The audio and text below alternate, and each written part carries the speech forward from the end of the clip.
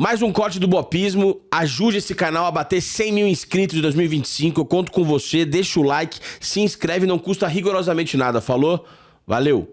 Esse foi o gancho perfeito pra gente falar sobre um assunto que eu queria entender. E a gente falou disso fora do ar e eu acho que é importante falar sobre esse assunto. Do episódio que aconteceu em 2019, né? Que, enfim, que acabou culminando na sua saída do... Foi do Grupo Globo, certo? Eu era editor de esporte do jornal, o Globo. Aham. E depois desse episódio... E conta um pouco desse episódio, cara, porque eu já vi você falando um pouco no Twitter, eu vejo você falando, você questionando de fato essa cultura do cancelamento, dessa coisa, desse tribunal implacável, impiedoso que é a internet, e essa multiplicação de ódio e de rotular as pessoas e cravar que as pessoas são tal coisa ou tal coisa, de uma maneira meio binária e míope muitas vezes. Eu queria entender com você, Marvel, assim, se você puder contar um pouco do que aconteceu e se você transformou isso numa... Se esse episódio fez você pensar no que você fez e talvez tivesse feito diferente, ou se, pelo contrário, o fato de ter acontecido o que aconteceu com você, as repercussões e desdobramentos que aconteceram, fizeram você levantar essa bandeira de que não dá pra ser tão implacável e tão impiedoso nesse meio. Cara, eu já era cristão, né? Desde sempre, né? Como eu já falei aqui, minha família já era religiosa. Minha mãe é religiosa. E o que eu vi, assim, esse episódio, acho que em poucas palavras a gente tem que explicar. Eu fui filmado, né, comemorando um gol, o segundo gol do Gabigol em 2019, na redação do Globo. Essa pessoa que me filmou era um colega, ele filmou, eu vi que ele tinha filmado, eu avisei a ele que ele não deveria postar, mas ele postou mesmo assim. E aí as consequências acabaram sendo muito nocivas pro meu trabalho. Você foi demitido por causa disso? Não fui demitido por causa disso. Na verdade, assim, houve outros ruídos, alguns derivados disso. Esse rapaz também, ele conseguiu dar muita difusão a uma opinião que ele tinha a respeito da demissão dele, que aconteceu 3 semanas depois num passaralho, em que ele fala que houve um racismo estrutural naquele momento. Porque ele, que é negro, foi demitido e eu não. E eu continuei ali. Porque, segundo ele, meu comportamento de ter comemorado um gol ali na redação e tal, não sei o quê. Tinha outras pessoas comemorando também. Mas ele achava que isso deveria ser um ato para uma demissão. A demissão dele não passava por mim, era uma outra questão ali. Ele foi demitido com outras 5 pessoas porque tinha um passaralho, havia uma necessidade de fazer cortes e o jornal estava fazendo corte todo ano. Só que aí quando ele acusa o racismo estrutural, as pessoas leem uma matéria sobre racismo estrutural e elas procuram o racista. Por mais que você explique o que é o conceito do racismo estrutural, elas procuram racista. E o nome que estava em oposição ao dele era o meu.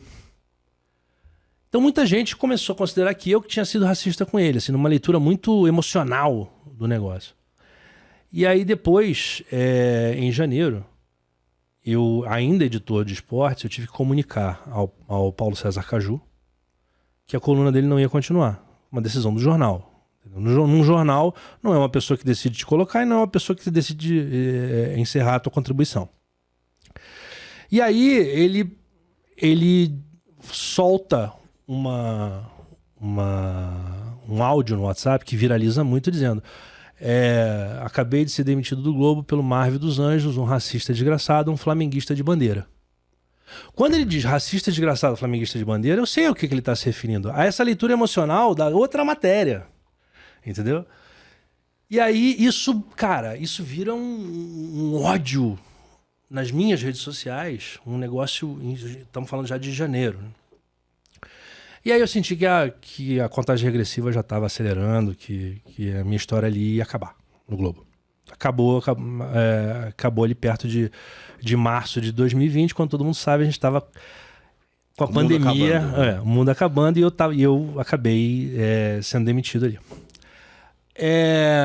Eu acho o seguinte, e aí esse barulho nas redes sociais, a gente precisa entender o que é esse barulho. Entendeu? Tem muita gente que pega a primeira onda do barulho, que assim, entende que você é um cara, um tremendo do mau caráter, que você é um racista, entendeu? E que isso merece uma condenação. E também interessa a muita gente. Tem gente que já tá ali te esperando, obviamente que você está escrevendo sobre futebol, você tem um monte de inimigo, cara. Você tem um monte de gente falando mal de você, querendo tua cabeça. Ah, caralho. Então cresce nisso aí uma grande vontade de te cortar. Entendeu? Então, muita gente acabou aproveitando essa onda. E acho que a maioria dos cancelamentos hoje em dia é assim. Não tem nada tão orgânico hoje em dia, não. Pode ter uma explosão orgânica, mas depois tem uma galera que já tava te esperando, tava querendo tua cabeça, ou tá ali desocupado, só esperando quem é a cabeça da vez. E já tá ali esperando e tal, não sei o quê. Assim, nunca tive uma anotação no meu compliance, nunca tive uma queixa, crime a respeito de conduta racista. Continuo escrevendo no Globo sobre música clássica. Então, assim, acho que a situação ficou insustentável porque a marca também precisa olhar para os danos que podem acontecer, e aí também sabe, direito do teu empregador não querer aquele barulho ali. Beleza. Entendeu? É um jeito de lidar, eu não tenho problemas com isso. Mas ficou aquilo ali. Aquilo ali ficou um negócio que você fica radiativo, cara. Né? Você sentiu isso? Pô, você no momento que um monte de gente tá te chamando de racista, tem uma galera que, assim, pessoas que nunca ouviram falar de você, já a primeira coisa que elas sabem que mas esse cara aí tem uma história feia sobre ele e tal. Entendeu? E aí, como é que você vai se defender? Né? Porque, você sabe, você não prova que você não é racista. Como é que você vai dizer para as pessoas que você não é racista? Todos os caminhos são vedados. Você não vai dizer, mas eu contratei fulano, mas eu sou amigo de ciclano. Isso não cola. Tem que vir pessoas que possam dizer, possam dar algum testemunho sobre você. E você fica radiativo. Né? As pessoas se afastam, elas têm medo daquilo, elas têm medo que aquilo se volte contra elas. Entendeu? Tem um personagem no Ainda Estou Aqui, que é o gerente do banco. Sim. Esse personagem trata a personagem da Fernanda Torres como um personagem radiativo. Radiativo, sim. Por quê? Porque a primeira coisa que ele ouviu falar dela é que ela estava envolvida com um esquema que ele podia ajudar então, pra ele, né? Então você vai... Então, assim, as pessoas, mesmo os teus amigos, eles não sabem muito bem o que fazer com aquilo, eles têm medo daquilo. E eu entendo o medo das pessoas. Mas você ficou triste e puto com essas pessoas ou não? Cara, eu acho que você faz um filtro.